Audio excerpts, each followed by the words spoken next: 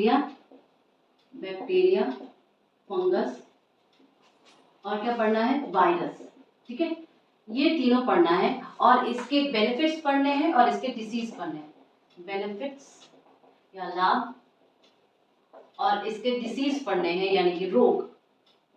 ठीक है, ओके। तो ये तीनों हम लोग पढ़ेंगे, तो हम लोग एक एक करके देखेंगे। जीवाणु, पहले हम लोग जीवाणु से स्टार्ट करते हैं यानी कि बैक्टीरिया से शुरू करते हैं। ये सारी चीजें क्या होती है, ये एक्चुअली जो आपका हेडिंग दिया है माइक्रो ऑर्गेनिज्म, माइक्रो ऑर्गेनिज्म यानी कि सूक्ष्म जीव, सूक्ष्म जीव। ठीक है, वो जीव जो बहुत सूक्ष्म होते हैं, माइक्रोन के साइज में होते हैं। ठीक है, माइक्रोन के साइज में यानी कि 10⁻⁻⁶ के रेंज में होते हैं और उससे भी छोटे, वायरस तो उससे भी छोटे होते हैं।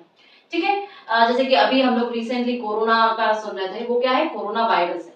ठीक है, तो ये सारी चीजें हम लोग देखेंगे। तो सबसे पहले जब हम लोग डिसीज एक ओवरव्यू लेते हैं कि डिसीज या रोग जब हम सुनते हैं तो डिसीज हमारे का मतलब क्या, WHO क्या कहता है, WHO कहता है कि यदि हम लोग फिजिकली,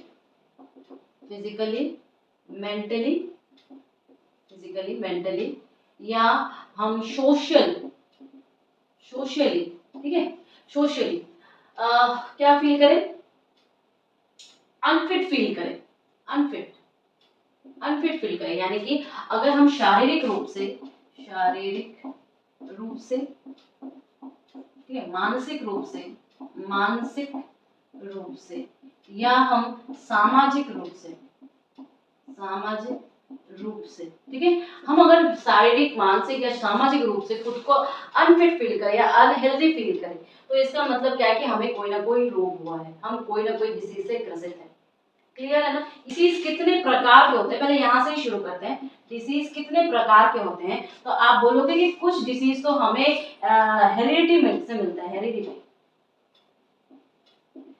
से मिलता है, और कुछ डिसीज हमारे एक्वायर्ड होते हैं, यानी कि हम ये कहेंगे कुछ डिसीज, जो कुछ रोग होते हैं हम उन्हें ग्रहण करते हैं, और कुछ डिसीज, कुछ रोग ऐसे होते हैं जो कि वंशानुगत होते हैं,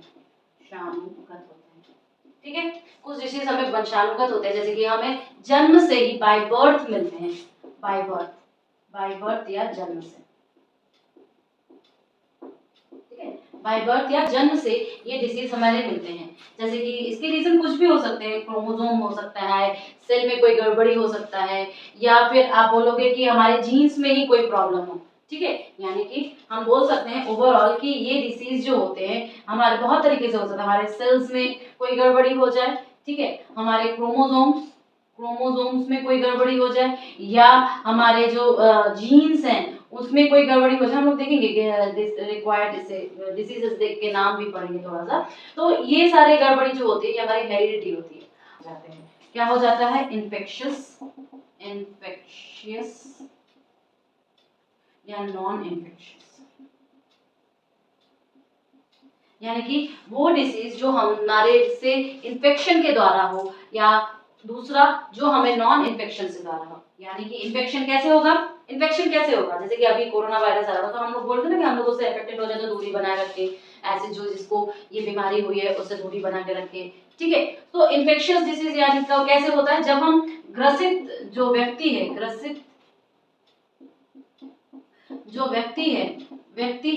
उसके संपर्क में आते हैं, ठीक है, यानी कि जो इन्फेक्शियस पर्सन है हम उससे कम्युनिकेट करते हैं, हम उसके पास जाते हैं, हम उसके संपर्क में आते हैं। बट नॉन इन्फेक्शियस कैसे होता है, नॉन इन्फेक्शियस हमें ऐसे ही हो जाता है जब विदाउट उसके संपर्क में आते हुए, किसी ना किसी कमी की वजह से हो जाएगी। जैसे कि हमारे न्यूट्रिशन में बहुत सारे, जैसा मेनली हम लोग बोले थे ना, बस कार्बोहाइड्रेट, प्रोटीन, फैट और फिर मिनरल्स, कुछ मिनरल्स होते हैं, कुछ सॉल्ट्स होते हैं, ये सारी चीजें हमारे न्यूट्रिशन में जरूरत होती है। तो अगर मान लो कि न्यूट्रिशन में किसी की कमी हो जाए तो क्या हो जाएगा, ठीक है, तो आप बोलोगे कि ये जो नॉन इन्फेक्शियस डिसीज है किसी न किसी कमी की वजह से होती है, किसी न किसी डेफिशिएंसी की वजह से होती है, या कमी की वजह से होती है।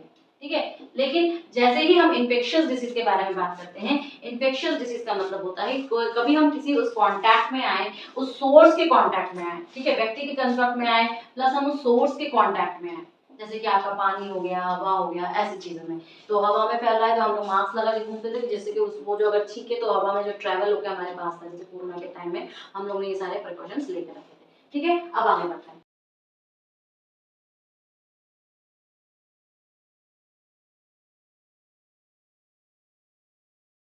हम लोग ने क्या देखा, एक्वायर्ड डिसीजेस, यानी कि वे बीमारियां, वे डिसीजेस जिसे हम ग्रहण करते हैं, जो हमें जन्मजात नहीं मिल रही हुई करते हैं, या जो हमें जन्मजात नहीं है। अब देखो जैसे मैंने उसको बोला इन्फेक्शियस या नॉन इन्फेक्शियस, या किसी इन्फेक्शियस या नॉन इन्फेक्शियस, ठीक है, इन्फेक्शियस या नॉन इन्फेक्शियस। किसी बुक में आप इसको नॉन कम्युनिकेबल भी पढ़ोगे, नॉन कम्युनिकेबल, और इसे हम लोग कम्युनिकेबल बोलते हैं, यानी कि संपर्क करने से, संपर्क में आने से, और संपर्क में आने से इसलिए ये हुआ, और ये किसी न किसी कमी के वजह से, ठीक है। अब देखो ये पहले हम लोग थोड़ा सा नॉन कम्युनिकेबल डिजीज के बारे में पढ़ लेते हैं। नॉन कम्युनिकेबल डिजीजेस वे डिजीजेस होते हैं जिनमें हम ये देखेंगे ना कि या तो हमें किसी पोषक तत्व या न्यूट्रिएंट्स की कमी हो गई, पोषक तत्व या न्यूट्रिएंट्स की कमी हो गई है, ठीक है, न्यूट्रिएंट्स या किसी पोषक तत्व की कमी, हम किसी रेडिएशन या विकिरण के संपर्क में आए, रेडिएशन या किरणों के संपर्क में आए, या विकिरणों के संपर्क में आने से, ठीक है, या मान लो कि हमारी एज हो गई है, ज्यादा आयु हो गई है, मोर एज, तो इससे क्या है कि ऑर्गन फेलियर हो गए, यानी कि अधिक आयु के वजह से हमारे ऑर्गन्स जो है फेल हो गए, या हमने ज्यादा अल्कोहल ले लिया, कुछ इनटेक ज्यादा किया है, एक्सेस अल्कोहल इनटेक किया है, ठीक है, यानी कि हम शराब अधिक लिए हैं, शराब अधिक पीने से, मेनली तो ये लिवर को खराब करता है पीने से, ठीक है। तो ये सारी चीजें क्या होती हैं, हम बोलेंगे कि इवन केमिकलों से भी होता है। आपने सुना होगा कि गंगा जी में नहाना मना कर दिया था कुछ सालों पहले because of this chemical industries के पास जो नदियां होती है वो केमिकल होती है, जैसे कि हमारे जोधपुर में जोजरी नदी, उसे हम लोग केमिकल नदी बोलते हैं बिकॉज उसमें उसके पास में इंडस्ट्री इतना का बड़ा आ चुका है, इतना पेंटिंग का डाइस का आ चुका है कि वो पूरी की पूरी नष्ट हो चुकी है। तो जिसे हम कहते हैं कि केमिकल्स की वजह से, यानी कि आप बोलोगे रसायनों की वजह से, ठीक है।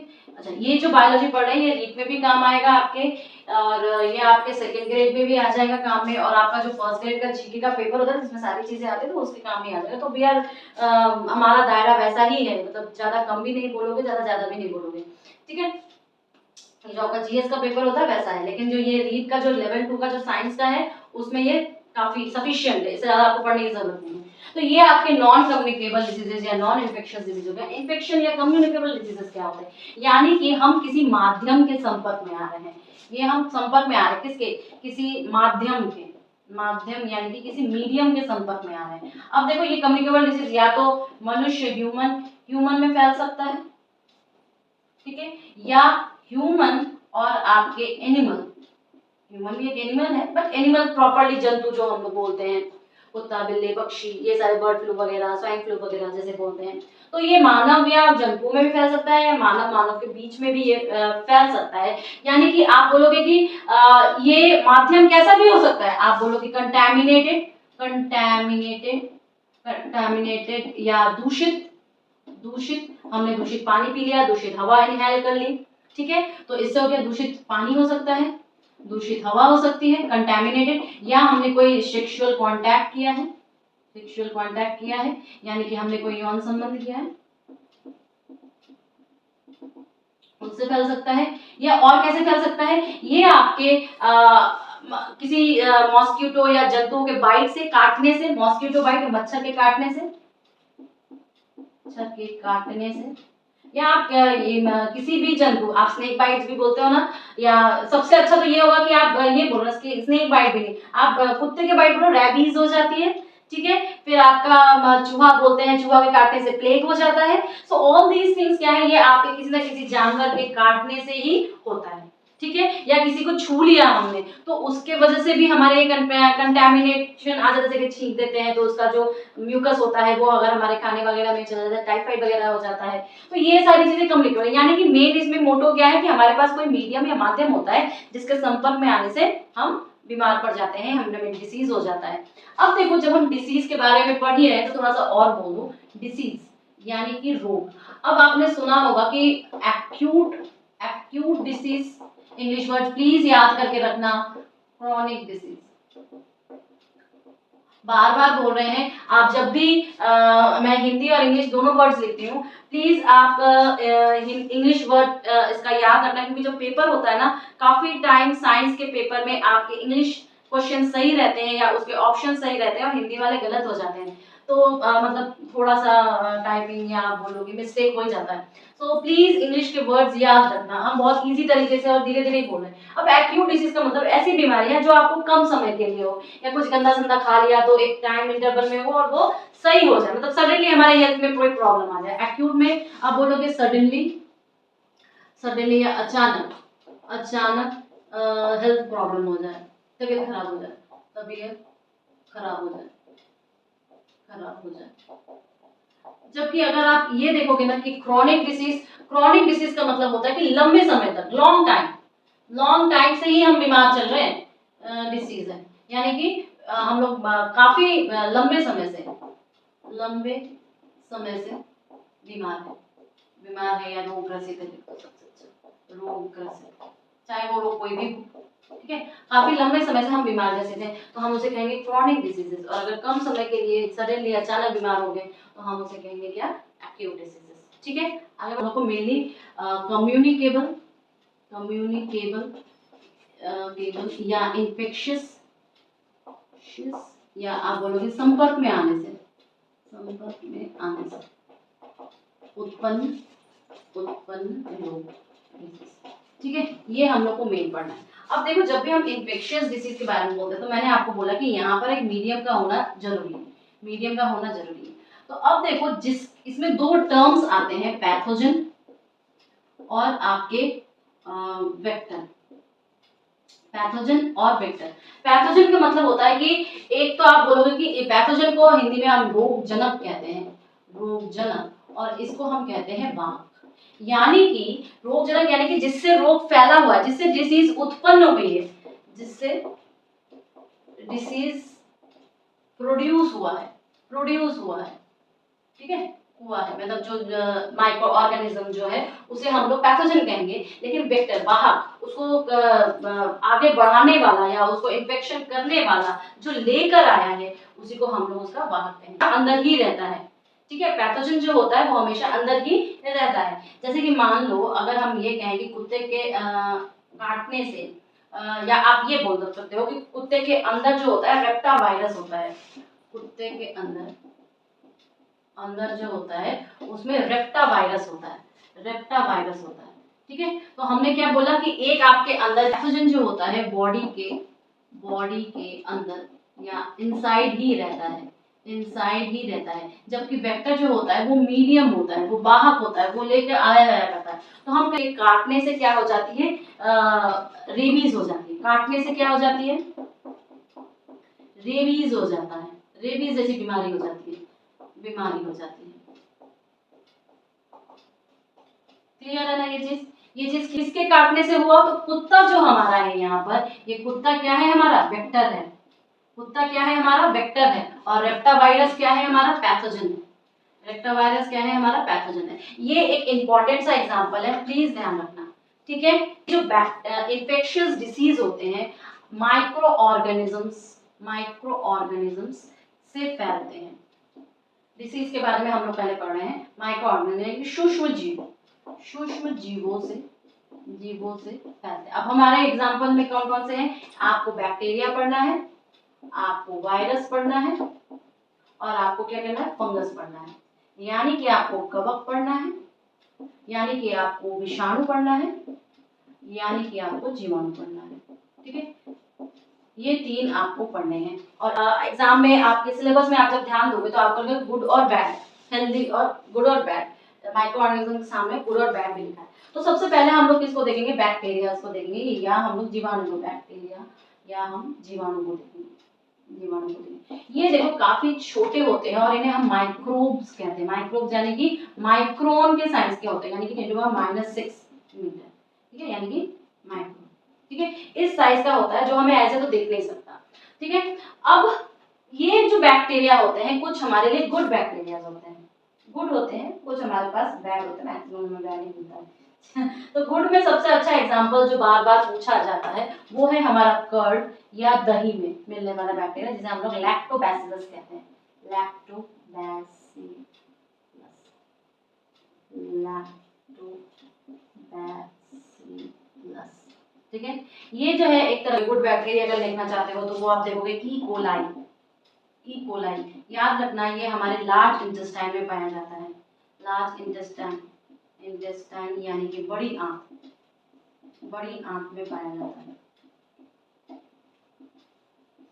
पाया जाता है, क्लियर। अब बैक्टीरिया क्या है, बैक्टीरिया एक प्रोकैरियोटिक सेल है, प्रोकैरियोटिक सेल है, यानी कि प्रोकैरियोटिक कोशिका है, कोशिका, ठीक है। तो ये कोशिका या ये सेल जो होते हैं वो बहुत लोअर क्लास के होते हैं, ऑल्सो ये एक एनिमल है क्योंकि इसमें सेल बॉडी पाई जाती है, पर इसका वेल डेवलपमेंट नहीं होने के कारण हम ये कहेंगे क्या कि ये लोअर क्लास की आपकी एनिमल है, लोअर क्लास एनिमल है। तो बैक्टीरिया क्या है आपका, lower class animal, lower class animal है क्योंकि ये प्रोकैरियोटिक, ऑल्सो ये लिविंग है, लिविंग है, बैक्टीरिया लिविंग ऑर्गेनिज्म है, याद रखना, सजीव है, सजीव है, ठीक है। तो हम लोग ने दो बैक्टीरिया पढ़े, दो बैक्टीरिया कौन कौन से, दो बैक्टीरिया कौन कौन से, जो कि गुड बैक्टीरिया, एक ई कोलाई और एक लैक्टोबैसिलस। अब हम लोग बैक्टीरिया से उत्पन्न होने वाले बीमारी के बारे में देखें। तो ये आपको पता चल गया, ठीक है। तो इसका नाम क्या है, ए बी क्लियो, क्लियू वेंटोइक, ठीक है, ए वी क्लियोवेंटोइक। इन्होंने क्या किया था, बैक्टीरिया का सबसे पहले पता लगाया था। बैक्टीरिया एक सूक्ष्म जीव होता है, माइक्रो ऑर्गेनिज्म होता है, सबसे पहले पता लगाया था, सबसे पहले पता लगाया था, लगाया था, ओके। सबसे पहले कौन पता लगाया था, ए बी क्लियोवेंटोइक ने। अब उसमें हम क्या बताने वाले हैं, देखिए ये जो बैक्टीरिया होता है ये लिविंग ऑर्गेनिज्म होता है, लिविंग, और थोड़ा सा इसके बारे में भी जान लेते हैं अगर क्वेश्चन पूछ लिया तो। लिविंग ऑर्गेनिज्म होता है यानी कि सजीव होता है, पहली चीज। दूसरी चीज हम ये कहेंगे कि इसमें वैसे मान लो ये बैक्टीरिया है आपका, तो इसके बाहर हमें एक सेल वॉल मिलता है, ये सेल वॉल वगैरह हम लोग देखेंगे, अब इसे आप इसको लिखोगे, इसमें एक सेल वॉल मिलता है और ये क्या होता है, बैक्टीरिया होता है, ठीक है, या आपका जीवाणु होता है, क्लियर। अब इसके सेल वॉल में क्या क्या मिलता है, इसके सेल वॉल में आपको पेप्टिडोग्लाइकॉन, ठीक है, plus amino acid, amino acid मिलेगा, म्यूरामिक, ठीक है, म्यूरामिक एसिड मिलेगा। तो ये तीनों चीजें इसके सेल वॉल में पाई जाती हैं, ध्यान रखना है, जो कि बैक्टीरिया है, बैक्टीरिया के सेल वॉल में ये तीनों चीज पाई जाती है। इसकी सबसे पहले खोज किसने की थी, और ये एक सजीव वस्तु है। और हम लोगों ने गुड बैक्टीरिया कौन कौन से होते हैं ये भी देख लिया। अब आ जाओ बैक्टीरिया से उत्पन्न डिसीजेस, बैक्टीरिया, बैक्टीरियल डिसीजेस बहुत पूछता है, बहुत इंपॉर्टेंट है, प्लीज ध्यान से 4 बार लिखोगे याद हो जाएगा। यानी कि जीवाणुओं से उत्पन्न रोग, जीवाणुओं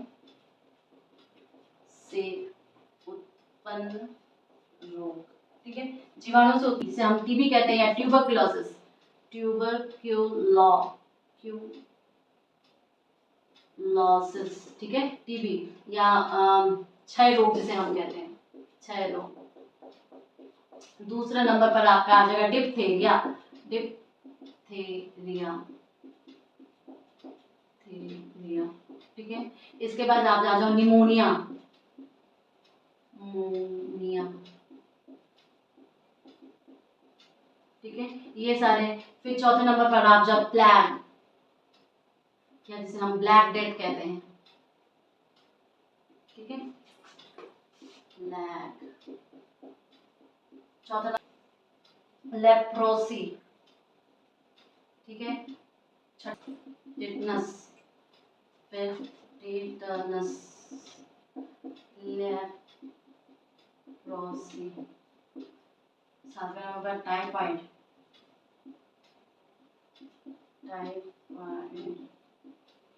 ठीक है। और आठवें नंबर पर